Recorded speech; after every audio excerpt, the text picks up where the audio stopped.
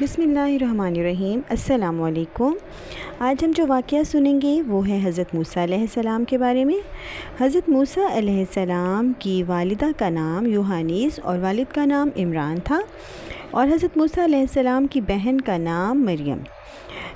حضرت موسیٰ علیہ السلام بنی اسرائیل پر نبی بن کر آئے، اور اس وقت وہاں پر ایک بہت ظالم و جابر بادشاہ حکومت کرتا تھا جس کا نام تھا فرعون۔ وہ انتہا کا مغرور تھا اور وہ لوگوں سے اپنے آپ کو خدا کہلواتا تھا۔ ایک مرتبہ نجومیوں نے فرعون کو یہ خبر دی کہ بنی اسرائیل میں ایک ایسا بچہ پیدا ہوگا جو تیری سلطنت کی بربادی کا سبب ہوگا۔ اس لیے فرعون نے اپنے فوجیوں کو یہ حکم دیا تھا کہ بنی اسرائیل میں جو بھی لڑکا پیدا ہو اس کو قتل کر دیا جائے۔ اسی مصیبت اور آفت کے دور میں حضرت موسیٰ علیہ السلام پیدا ہوئے تو ان کی والدہ نے فرعون کے خوف سے ان کو ایک صندوق میں رکھ دیا اور صندوق کو مضبوطی سے بند کر کے دریائے نیل میں ڈال دیا۔ دریا سے نکل کر ایک نہر فرعون کے محل کے نیچے بہتی تھی۔ یہ صندوق بہتے ہوئے نہر میں چلا گیا۔ اتفاق سے فرعون اور اس کی بیوی آسیہ دونوں محل میں بیٹھے ہوئے نہر کا نظارہ کر رہے تھے۔ جب ان دونوں نے صندوق کو دیکھا تو خدام کو حکم دیا کہ اس صندوق کو نکال کر محل میں لائیں۔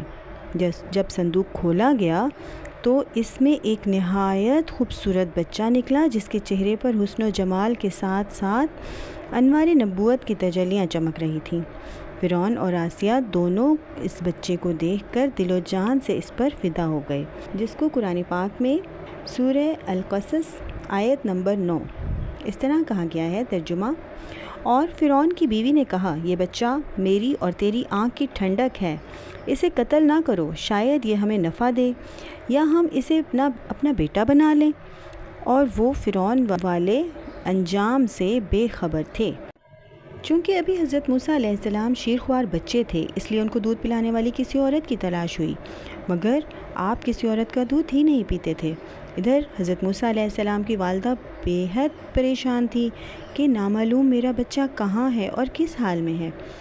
پریشان ہو کر انہوں نے موسیٰ علیہ السلام کی بہن مریم کو فرعون کے محل بھیجا کہ وہ معلوم کر سکیں کہ کیا حالات ہیں، جس کو قرآن پاک میں سورہ القصص آیت نمبر 10 سے 13 میں بیان کیا گیا ہے۔ ترجمہ: اور موسیٰ کی ماں کا دل صبر سے خالی ہو گیا، بے شک وہ قریب ہو گئیں کہ موسیٰ کا حال ظاہر کر دیں، اگر ہم ان کے دل کو اس لیے مضبوط نہ رکھتے کہ وہ یقین کرنے والوں میں سے رہیں۔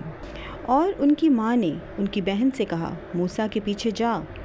تو ان کی بہن نے انہیں دور سے دیکھا، اس حال میں کہ وہ لوگ بے خبر تھے، اور ہم نے موسیٰ پر دائیوں کو پہلے ہی حرام کر رکھا تھا۔